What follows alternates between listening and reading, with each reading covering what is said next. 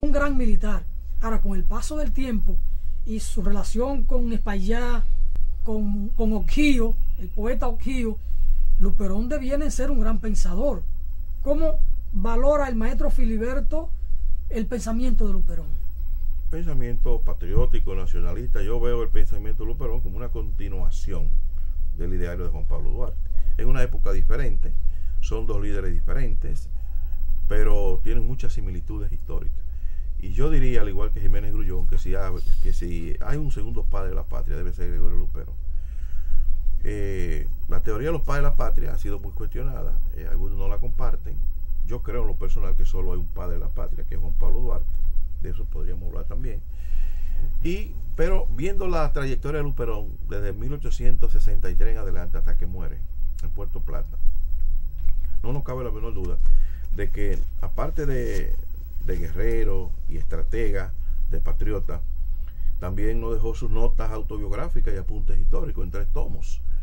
Esta obra es un compendio de manifiestos, cartas, circulares, comentarios que hace Luperón. Fueron publicadas en Puerto Rico por primera vez en el año de 1896. Un año antes de morir fueron publicadas en Puerto Rico las memorias de Luperón. Y en estos escritos de Luperón, él se refleja como un gran pensador, un hombre de un alto contenido ético, de un ejercicio ético de la política. Y eso hay que leerlo con calma para que podamos extraer las grandes ideas de Luperón, ubicadas siempre en un contexto histórico, ese contexto que va en una época muy difícil, porque los años que van desde 1865 hasta el advenimiento de la dictadura de Lilis son como 20 años muy difíciles y muy complicados. Es el periodo de nuestra historia política más complicado que pueda haber en la historia dominicana. Y ahí participa Luperón, con esos altos y bajos. Fíjate que hubo más de 20 gobiernos en ese periodo. La montonera, la guerrilla, que es un método de guerra inventado por Mella en plena guerra restauradora, eso continuó. Y esos alzamientos y estos caciques militaristas, como yo le llamo, irrumpen en la vida pública después de la restauración. No hay estabilidad. El único gobierno estable de este periodo fue la dictadura de Báez, conocida como el gobierno de los 6 años, ¿verdad? Bueno, con usted hay mucho de qué conversar sobre el pensamiento de Luperón. Ya él advertía el águila rapaz norteamericana, es decir, esa visión antiimperialista de Luperón. Por eso usted señalaba cómo Hosto valoraba el pensamiento antillanista de Luperón. Eso es interesante. Y la visión que tenía Luperón sobre la política como una actitud o una actividad, una disciplina científica para el servicio, estar al servicio del bien, nunca del mal. Luperón fue un hombre de muchas luces, sobre eso podemos conversar. Usted refería ahora el tema de Ramón Matías Mella, o Matías Ramón Mella, porque ahora yo lo conocí como Ramón Matías Mella cuando yo era muchacho, adolescente, que estudiaba en la primaria. En mi biografía, tengo una biografía, Mella, biografía de un prócer. De Matías Ramón Mella, del manual de la guerra de guerrilla. Usted señala que fue el creador, pero antes de Mella estuvo todo el trabajo político militar de Enriquillo cuando se subleva, y Enriquillo lo hace con un método de la guerra de guerrilla, aunque no lo escribió, pero está el ejemplo de Enriquillo. Sí, la táctica militar de Enriquillo se asemeja mucho a la guerra de guerrillas, la que él empleó en Bauruco, y por eso le llamamos el primer guerrillero de América. ¿Y no habrá estudiado Mella la obra, la acción, el episodio de Enriquillo cuando elabora su manual? No creo, porque la obra de Manuel Jesús Galván se publicó muchos años después.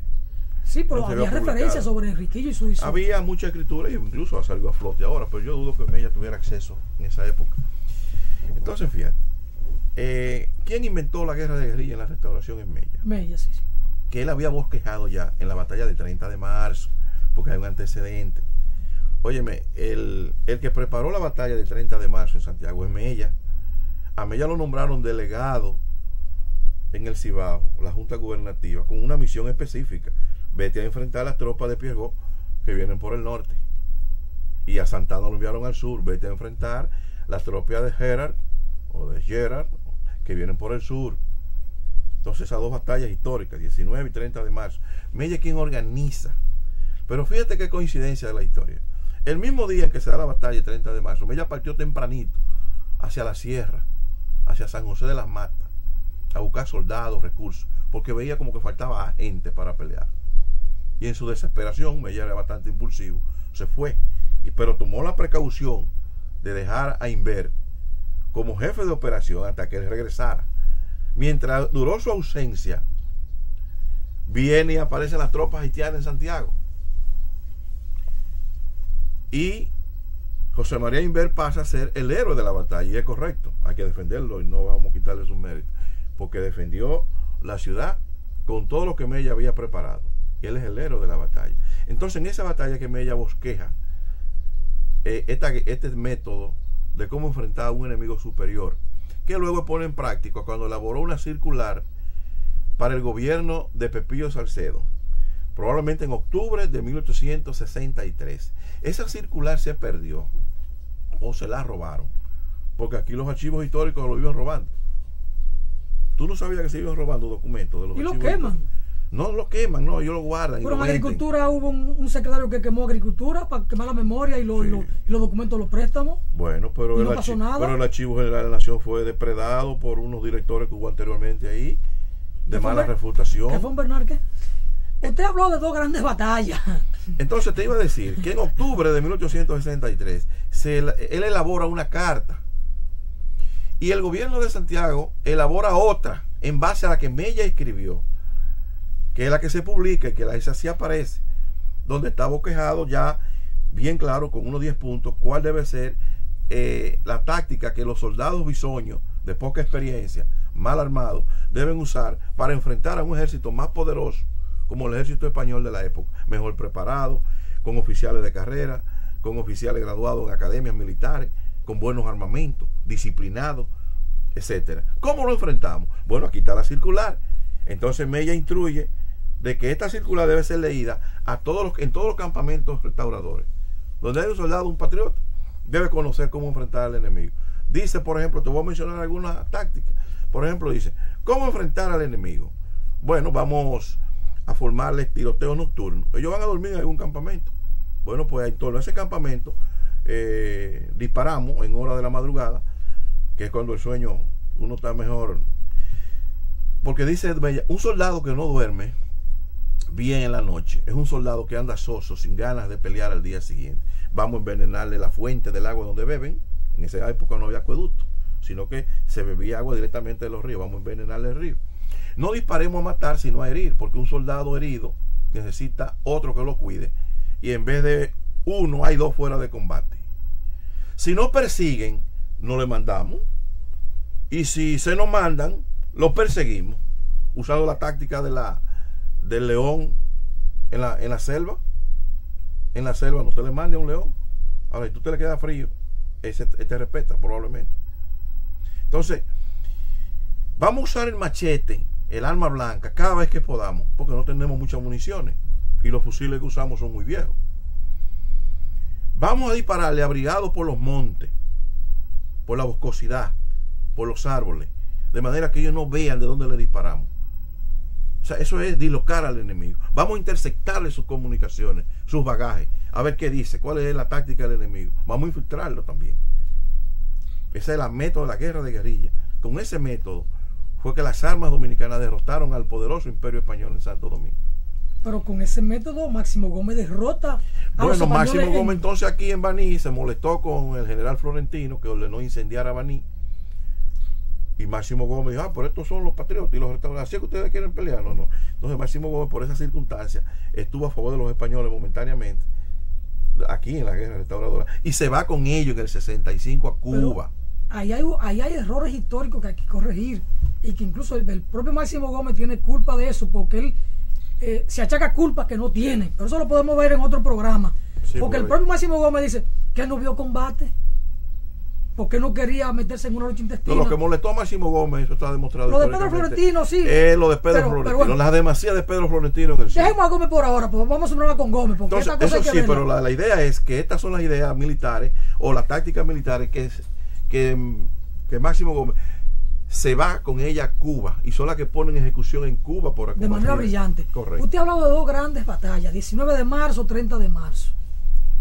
Y la batalla del 19 de marzo en el sur, uno se pregunta, ¿qué batallas fueron realmente? Porque es la batalla que catapulta a Pedro Santana. Y el propio doctor Joaquín Balaguer, que es quien lleva a Santana al Panteón Nacional con Trujillo, y que en la práctica política de Balaguer es un santanista, pero Balaguer lo cuestiona. Dice, ¿héroe de qué? ¿General de qué? ¿Militar de qué? ¿Valor dónde? De la guerra del 19, de la batalla del 19 de marzo, ¿cuántos muertos hubo allí? Allí hubo apenas 5 o 6 heridos y varios contusos. Entonces, ¿de qué gran guerra estamos hablando del 19 de marzo, maestro? Pues que Balaguer siempre fue así. Él, cuando mataron a Trujillo, él tiró el discurso en San Cristóbal. Sí, tremendo discurso. Y lo enterró ahí. Después que le sirvió 30 años, lo entierra. Bueno, en realidad en Azua las tropas haitianas no fueron derrotadas, sino contenidas en su avance arrollador hacia Santo Domingo, que no es lo mismo. Y si hay un héroe de la batalla es Antonio Duvergé, porque ese fue el que se fajó. El centinela de la frontera. El centinela de la frontera. Ah, sí, Santana. ¿Qué hizo Santana? Que el mismo día se retiró a Sabana Buey, a Baní, y allí se pasó varios meses en una retirada que ha sido muy cuestionada históricamente y que puede ser objeto de debate, porque esos son temas de debates históricos, que aquí no lo vamos a aclarar definitivamente, porque algunos jefes militares que escriben libros de historia militar dicen que sí, que fue correcta la decisión de Santana, que fue una retirada correcta, porque era llana, el territorio era llano y que ahí no se podía pelear y que había que irse a la montaña. Bueno, eso es una apreciación.